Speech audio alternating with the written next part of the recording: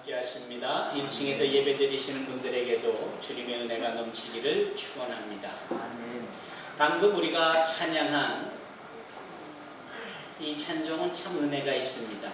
특별히 파니 제인 크로스비라는 분이 노랫말을 기록하셨는데, 우리가 알다시피 그 크로스비 여사는 눈이 보이지 않는 맹인이었습니다.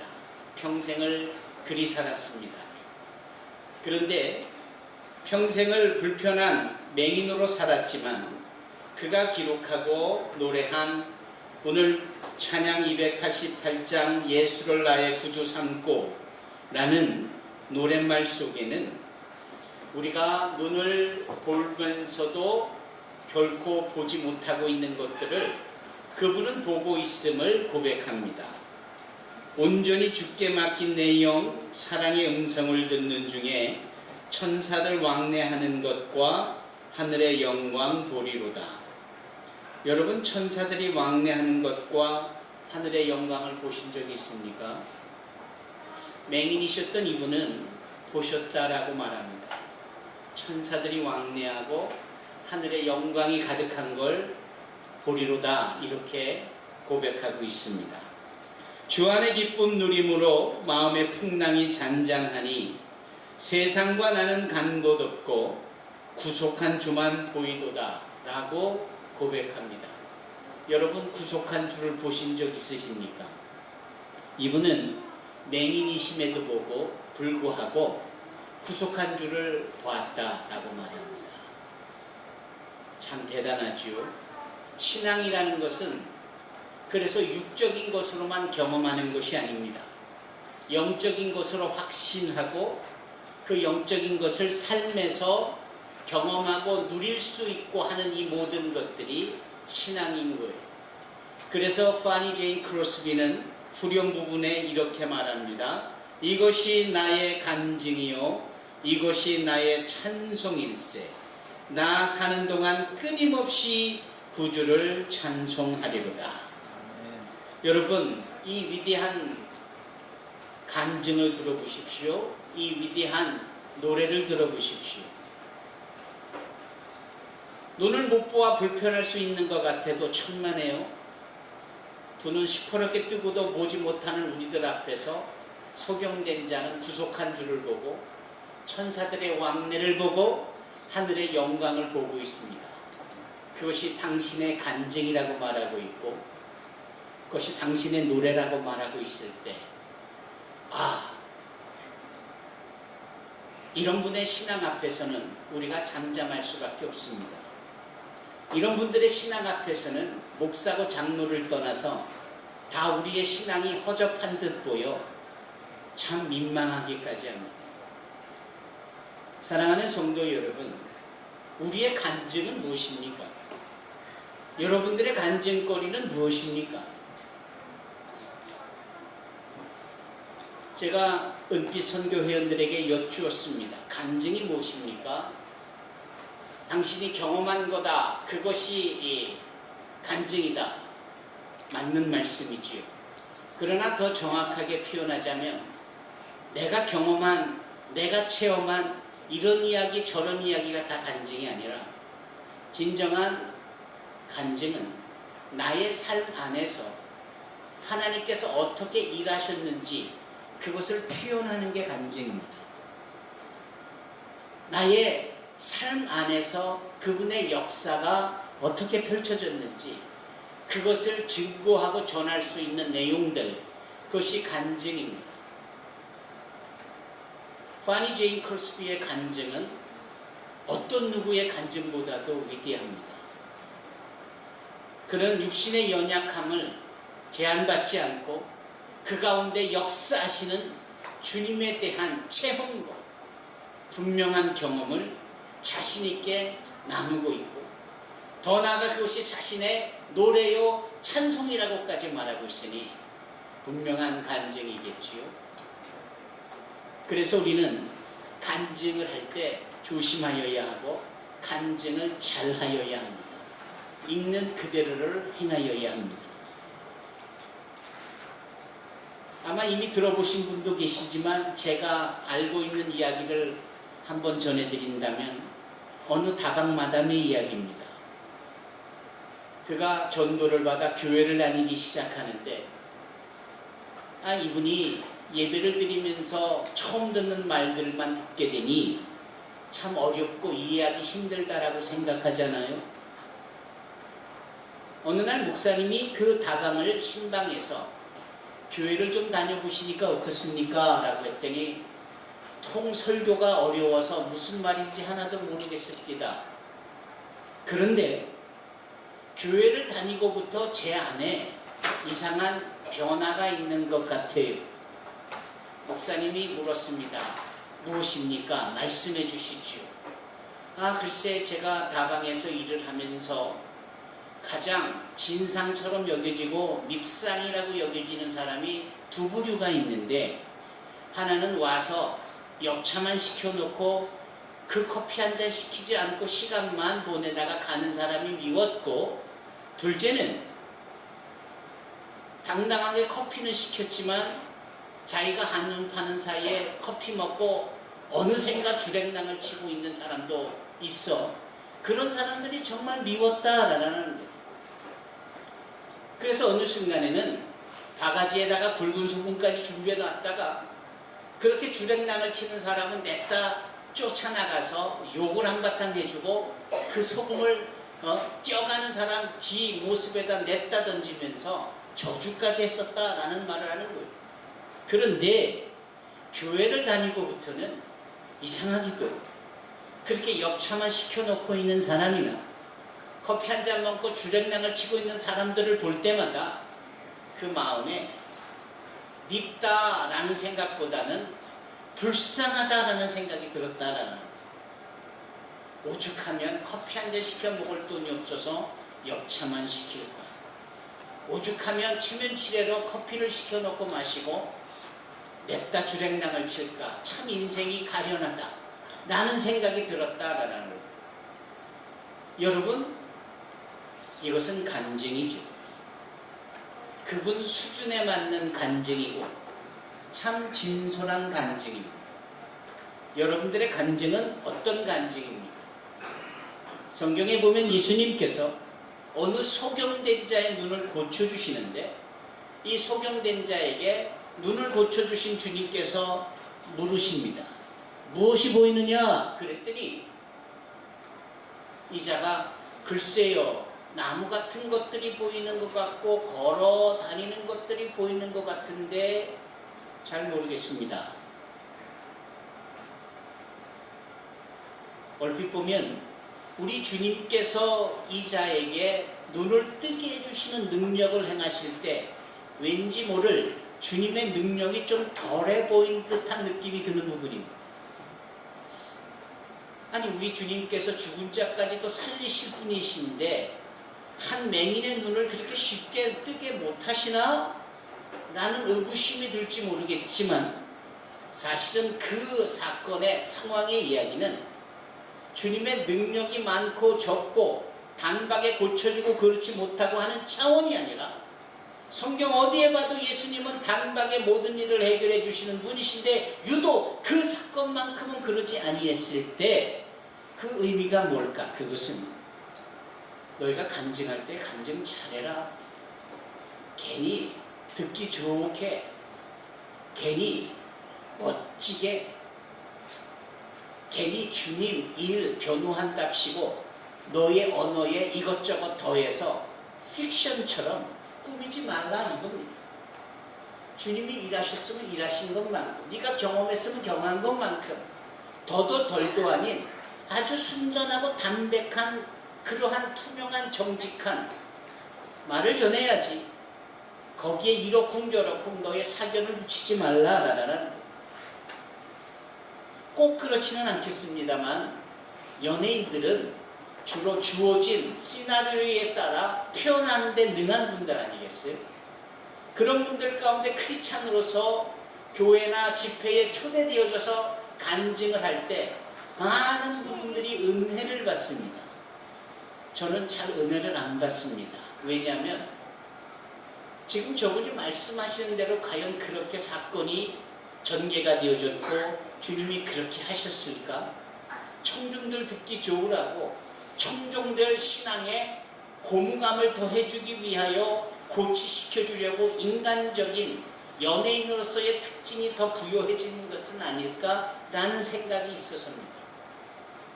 여러분, 아주 분명하게 주께서 우리에게 행하신 간증에 대하여 더도덜도 아닌 실체적인 그러한 내용만을 증거할 수 있어야 합니다.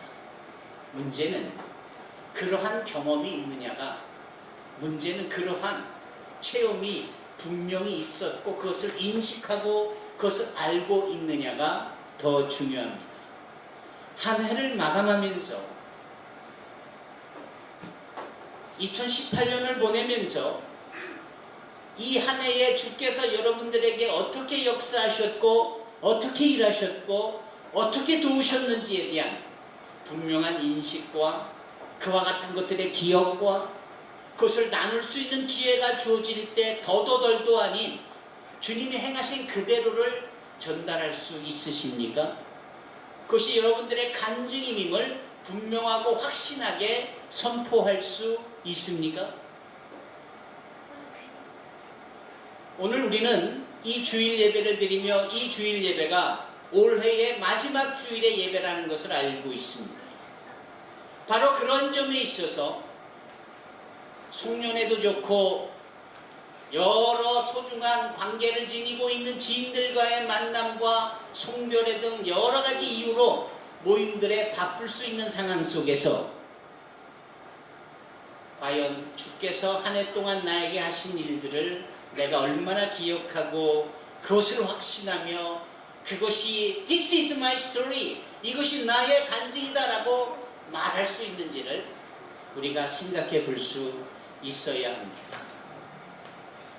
오늘 본문은 우리 노엘 양이 읽은 이 마태복음 9장 9절로 13절까지의 이 본문은 마태복음의 저자 마태의 간증입니다.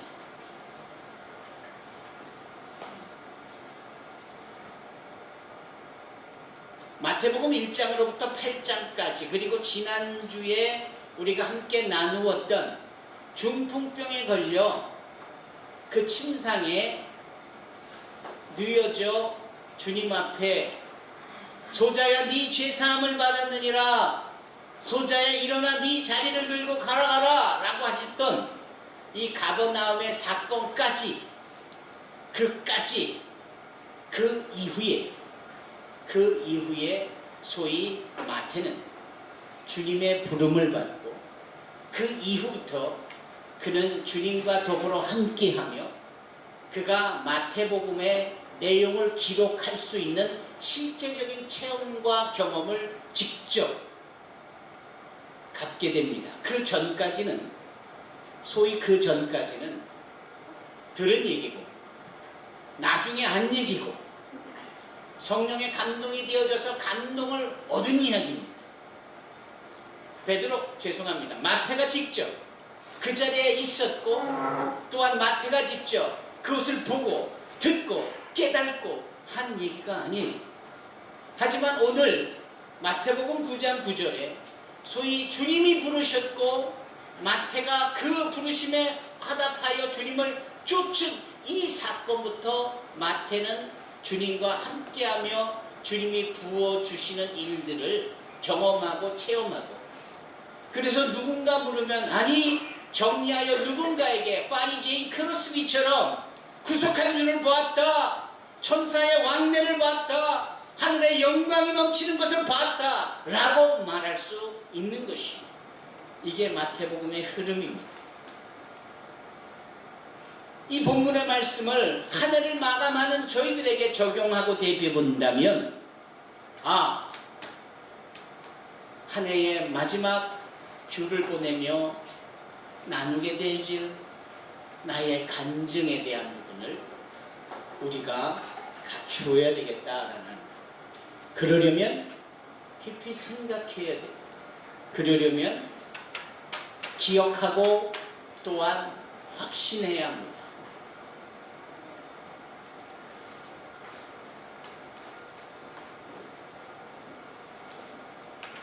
오늘 본문에서 마태는 주님의 부름을 받습니다. 나를 따르라. 그가 본문의 말씀처럼 주님을 따릅니다. 그런데 어디서가 중요합니다. 항상 제가 드리고 싶은 말씀이 그거잖아요. 상황이 전개됐을 때 어디서가 중요하다. 성경은 항상 어디라는 부분이 대단히 중요합니다. 왜냐하면 그 공간이, 그 장소가 그때의 우리를 나타내고 있기 때문입니다. 일터일 수 있고, 술집일 수 있고, 가정일 수도 있고. 마태는 세관원에서 주님을 만납니다. 세관원에 찾아오신 주님께서 마태를 보시고 나를 따르라 이렇게 말씀하십니다. 세관원에 있던 마태는 세리입니다. 여러분, 세리는 오늘날 세무 공무원입니다. 세금에 대한 일에 집행을 행하는 나라 일을 하는 사람들이 세무 공무원 아닙니까? 그런데 마태가 그 시대의 세무 공무원이었을까요? 아니요. 공무원은 아닙니다. 개인 자격으로, 그러나 세금을 걷어들이는 일에 관여했던 사람입니다. 그 시대의 형편을 이해하여야 합니다. 그 시대에 세금을 걷어들이는 정부는 유대 정부가 아니라 로마 정부입니다. 로마 정부가 지배하고 있는 식민지하에 두고 있는 나라가 너무나도 많고 넓고 크니 그 일을 다 감당할 수 없지요.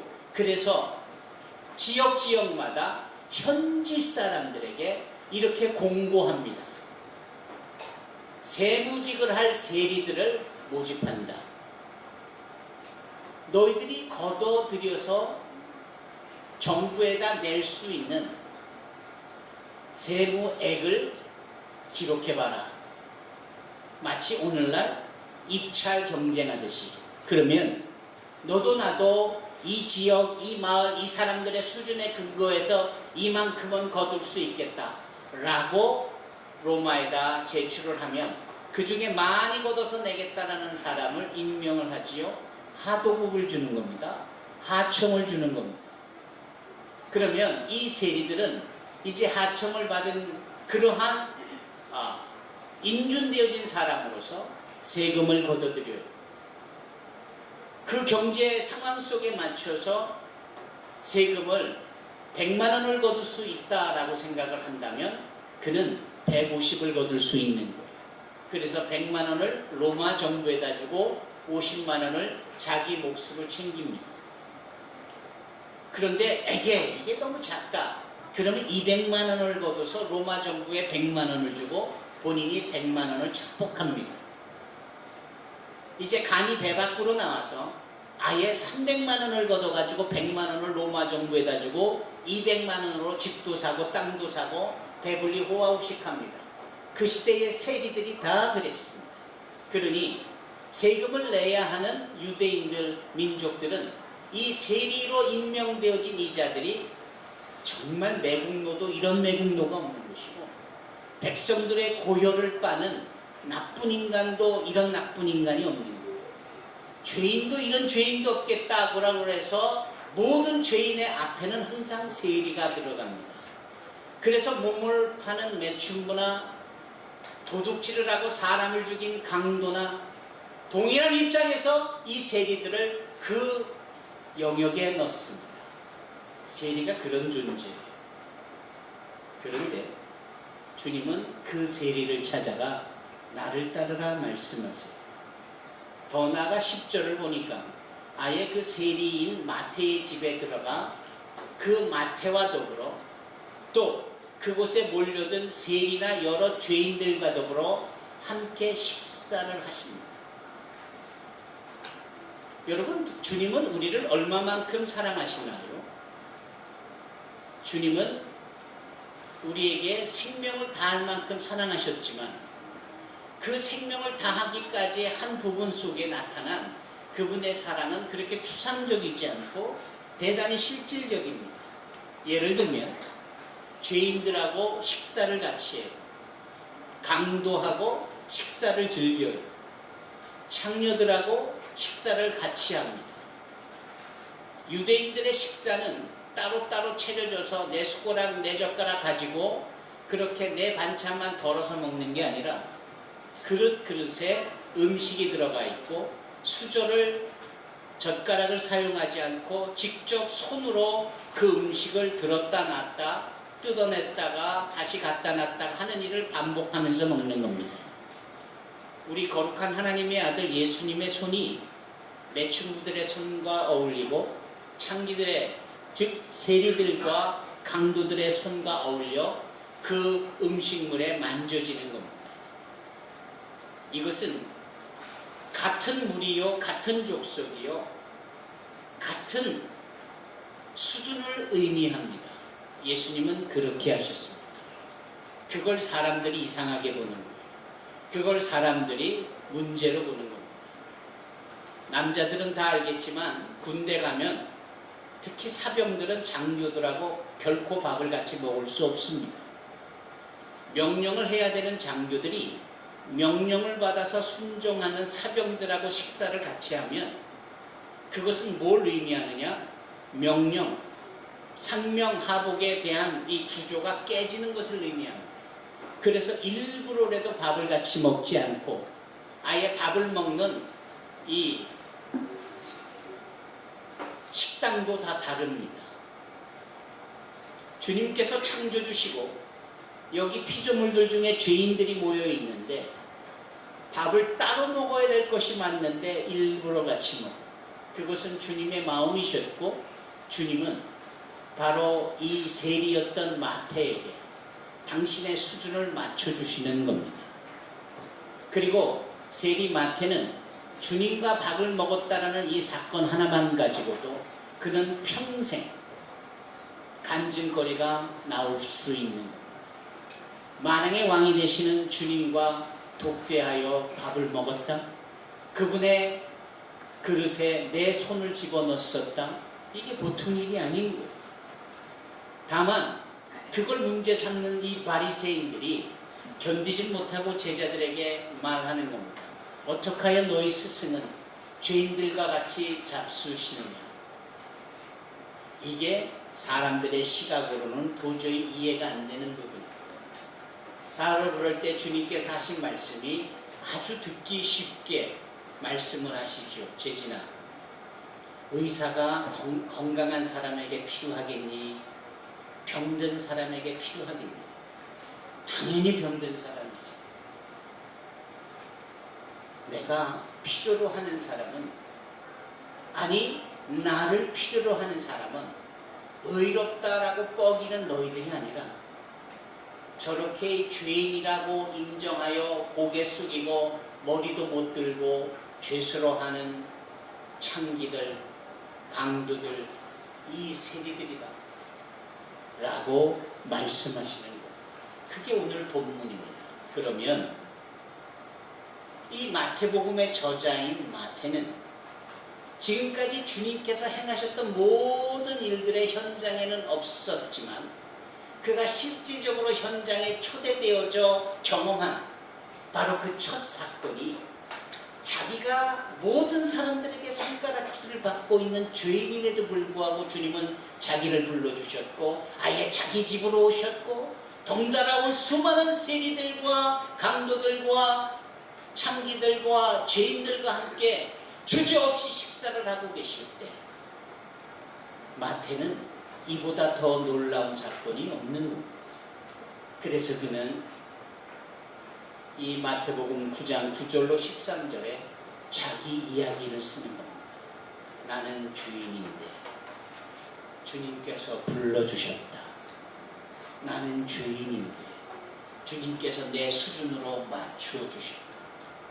나는 죄인인데 모든 사람들에게 손가락질을 받고 있는 죄인인데 모두가 인정하고 싫어하는 죄인인데 주님은 말씀하시기를 나는 죄인인 마태를 필요로 합니다. 죄인인 마태는 나를 필요로 합니다.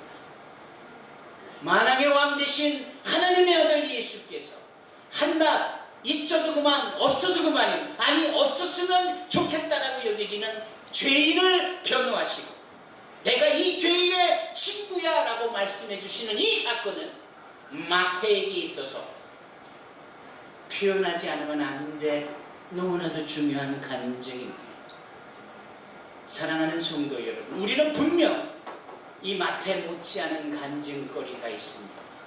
다만 그 간증거리를 얼마나 인식하고 계시며 그것을 자랑하고픈 마음이 있으며 기회가 주어질 때 그것을 과연 얼마나 담대히 선포할 수 있느냐가 정말 중요합니다.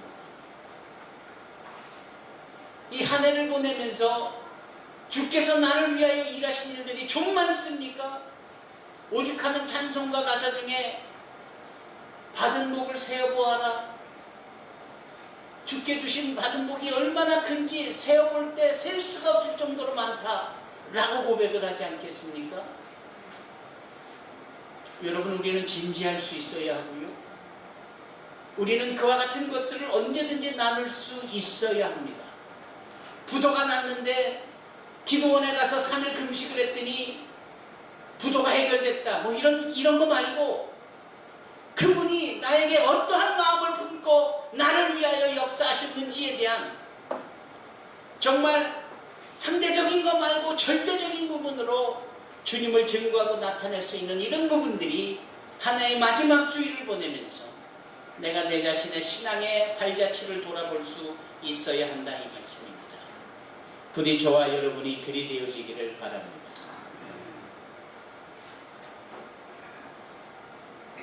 마태복음이 여기서 끝나지 않고 어떻게 보면 28장까지 이제 시작인 듯 싶습니다. 자신이 처절한 죄인인데도 죄인의 친구가 되신 예수를 간증하듯이 표현한 이 내용 이후에 다음 주부터 펼쳐질 그 내용은 정말 무궁무진합니다.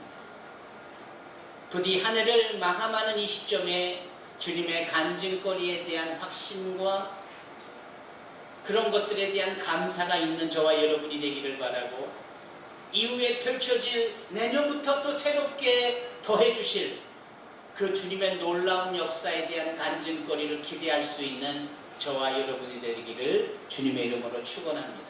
아멘. 기도하겠습니다.